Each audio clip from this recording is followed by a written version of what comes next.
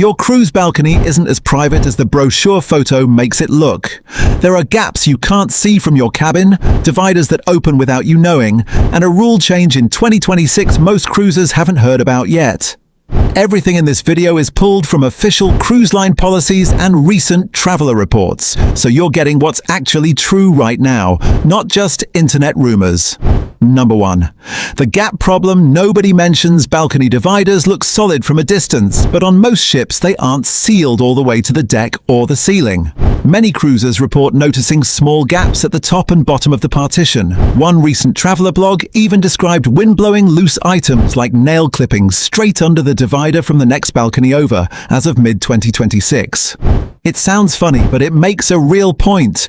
Your balcony is semi-private, not soundproof or sightproof.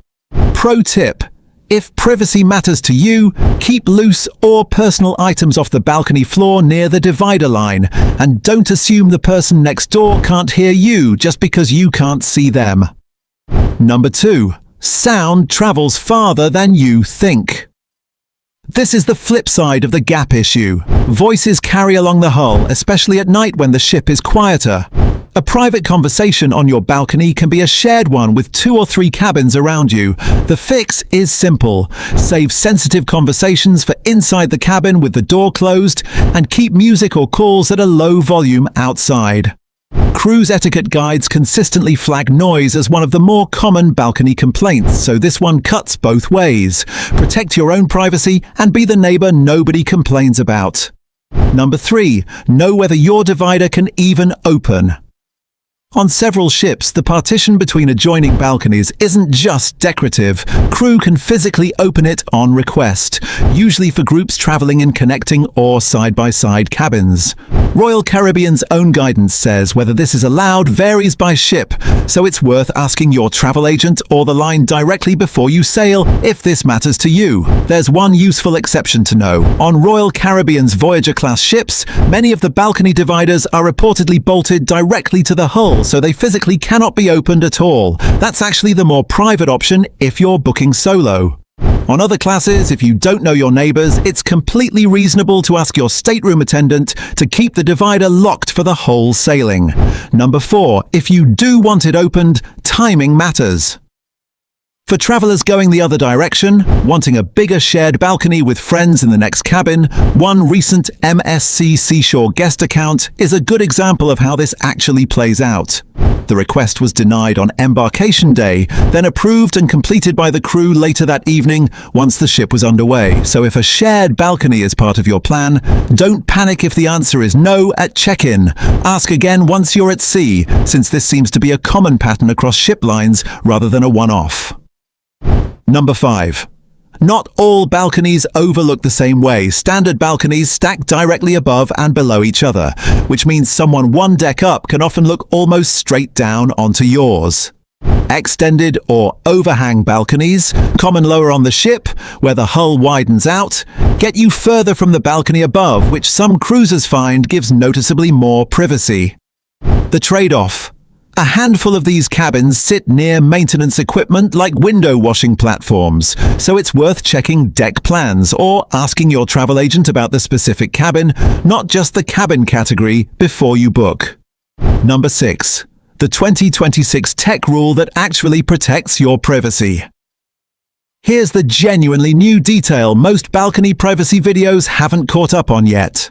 Royal Caribbean updated its prohibited items policy in early 2026 to specifically restrict smart glasses, the kind with built-in cameras, in any area with what the policy calls a reasonable expectation of privacy. That doesn't officially include private balconies by name, but it signals a broader shift.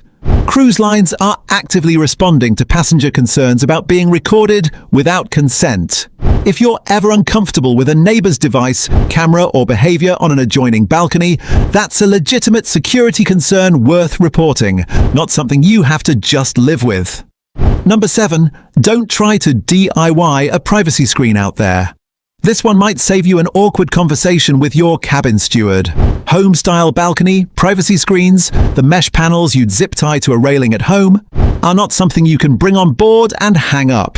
Cruise lines including Royal Caribbean prohibit exterior decorations of any kind on balconies and separately require that nothing be left loose or unattended out there, since wind can carry items overboard. If your steward finds one, expect it to be removed. Save that instinct for the cabin itself instead. See the next hack. Number 8. Build real privacy inside the cabin. If what you actually want is a guaranteed private space for changing for an afternoon nap while your travel partner is up, or just 5 minutes alone, the balcony isn't the tool for that. The cabin is. A widely shared cruiser hack uses ceiling-safe magnetic hooks. Cabin ceilings are metal, so they hold well, with a blackout curtain looped around one side of the bed, splitting the room into 2 private zones. It works best if you request your bed configuration as 2 twins rather than 1 king, since that gives you a natural dividing line.